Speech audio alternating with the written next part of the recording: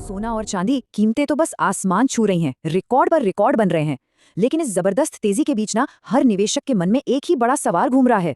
तो आज हम इसी सवाल की जड़ तक पहुंचने की कोशिश करेंगे।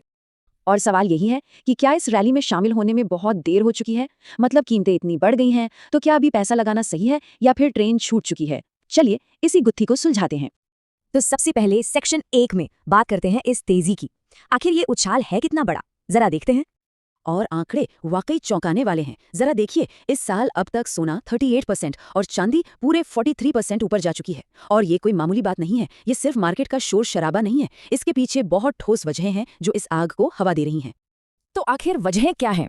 देखिए, ये तेजी किसी एक कारण से नहीं आई है। दुनिया भर के सेंट्रल बैंक्स वो जम के सोना खरीद रहे हैं, मॉनेटरी पॉलिसीज में ढील दी जा रही है, महंगाई है कि जाने का नाम ही नहीं ले रही, और ऊपर से जियोपॉलिटिकल टेंशंस वो भी लगातार बढ़ रही हैं। इन सब ने मिलकर इस रैली के लिए एक परफेक्ट स्टेज तैयार कर दिया है। चलिए अब आते हैं सेक्शन 2 पर, सोना बनाम चांदी। और ये सिर्फ 2 अलग अलग धातुएं नहीं है, नहीं, ये 2 बिल्कुल अलग अलग इन्वेस्टमेंट फिलॉसफी है। देखते हैं कि दोनों में क्या फर्क है। यहाँ पर इन दोनों के बीच का जो सबसे बड़ा, सबसे बुनियादी फर्क है वो समझना जरूरी है। सोना है एक सेफ हेवन, एक सुरक्षित ठिकाना। ये बाजार के बड़े बड़े तूफानों में पोर्टफोलियो को संभालने का काम करता है। दूसरी तरफ है चांदी, जो एक ग्रोथ एसेट है, मतलब इसमें रिस्क ज्यादा है तो रिवॉर्ड की उम्मीद भी ज्यादा होती है। और इसी बात को समझाने के लिए एक बहुत मजेदार कहावत है। कहते हैं कि चांदी जो है ना, वो गोल्ड ऑन स्टेरॉइड्स है। मतलब जब सोना ऊपर जाता है तो चांदी रॉकेट बन जाती है, और जब सोना नीचे आता है तो चांदी उससे भी तेजी से गिरती है। ये सोने के हर मूव को ऊपर और नीचे दोनों तरफ बढ़ा देती है।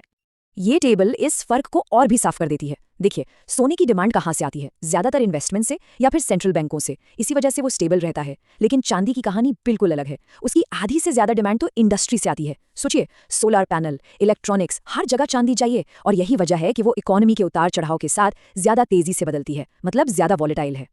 तो ठीक है, ये तो समझ आ गया कि सोना क्या है और चांदी क्या है, पर अब असली सवाल, इनमें इन्वेस्ट कैसे करें? तो चलिए अब जरा इसके प्रैक्टिकल तरीकों पर एक नजर डालते हैं। मोटे तौर पर देखें तो कीमती धातुओं में पैसा लगाने के 3 पॉपुलर रास्ते हैं। पहला, सबसे पुराना और पारंपरिक तरीका, फिजिकल बुलियन, मतलब असली सोने चांदी के सिक्के या बार खरीद लिए। दूसरा है ETFs, यानी एक्सचेंज ट्रेडेड फंड्स। ये बिल्कुल स्टॉक की तरह खरीदे और बेचे जा सकते हैं। और तीसरा रास्ता है माइनिंग स्टॉक्स का, यानी उन कंपनियों के शेयर खरीदना जो सोना चांदी जमीन से निकालती हैं। अब हर तरीके के अपने फायदे और नुकसान हैं, है ना? फिजिकल सोना हाथ में रखने का एक अलग ही सुकून है, पर उसे सुरक्षित रखना वो एक सिरदर्द है। ETF बहुत आसान है, लिक्विड है, पर उनमें मैनेजमेंट फीस लगती है। और माइनिंग स्टॉक्स, हाँ, वो जबरदस्त रिटर्न दे सकते हैं, लेकिन उनमें कंपनी के डूबने का रिस्क भी तो होता है। और इन सबके ऊपर एक और चीज है जो बहुत असर डालती है, वो है टैक्स। और यही हमें हमारे अगले बहुत ही जरूरी सेक्शन पर लेकर आता है। हाँ, तो टैक्स यहाँ एक ऐसी चीज है जिसे ज्यादातर निवेशक, सच कहूं तो, नजरअंदाज कर देते हैं। और ये एक ऐसी गलती है जो उनके मुनाफे का एक बड़ा हिस्सा खा सकती है। ये एक छिपा हुआ जाल है जिसके बारे में जानना बहुत बहुत जरूरी है। तो सवाल यह है कि सोना रखने की ये छिपी हुई लागत आखिर है क्या? ये खरीदने या स्टोर करने का खर्चा नहीं है, नहीं, ये जुड़ी है टैक्स से। और ये आंकड़ा ध्यान देने लायक है। भारत में अगर फिजिकल सोने को 3 साल से ज्यादा रखकर बेचा जाता है तो उस पर हुए मुनाफे पर long term capital gains tax लगता है। और वो कितना है? इंडेक्सेशन बेनिफिट के साथ 20%। अब इस फर्क को समझना बहुत जरूरी है। देखिए, जहां इक्विटी में 1 लाख से ज्यादा के लॉन्ग टर्म मुनाफे पर सिर्फ 10% टैक्स लगता है, वहीं सोने पर ये इंडेक्सेशन के फायदे के बाद भी 20% प्लस सेस है। टैक्स का ये जो अंतर है ना, ये किसी के भी टोटल रिटर्न पर बहुत बड़ा असर डाल सकता है। तो इतनी सारी जानकारी के बाद सवाल उठता है कि एक इन्वेस्टर को करना क्या चाहिए। चलिए अब फोकस करते हैं एक समझदार लंबी अवधि की स्ट्रैटेजी पर। देखिए, एक बात तो साफ है, मार्केट को कोई टाइम नहीं कर सकता, ये लगभग नामुमकिन है। इसीलिए एक बहुत ही स्मार्ट स्ट्रैटेजी है जिसे कहते हैं डॉलर कॉस्ट एवरेजिंग। इसका सीधा सा मतलब है कि नियमित तौर पर एक फिक्स्ड अमाउंट इन्वेस्ट करते रहें, चाहे कीमत ऊपर हो या नीचे। इससे क्या होता है? समय के साथ आपकी खरीद की कीमत एवरेज हो जाती है और अचानक होने वाले बड़े उतार चढ़ाव का रिस्क काफी कम हो जाता है। तो कितना पैसा लगाना चाहिए? ज्यादातर एक्सपर्ट्स की सलाह यही होती है कि एक वेल बैलेंस्ड पोर्टफोलियो में कीमती धातुओं का हिस्सा करीब 10 से 15% के बीच होना चाहिए।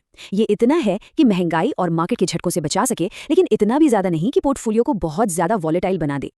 तो चलिए इस पूरी बातचीत को समेटते हैं। सबसे जरूरी बातें क्या हैं? पहली, ये जो रैली हम देख रहे हैं ये हवा हवाई नहीं है, इसके पीछे ठोस कारण है। दूसरी बात, सोना पोर्टफोलियो में स्थिरता लाता है जबकि चांदी में ग्रोथ की संभावना ज्यादा है पर रिस्क के साथ।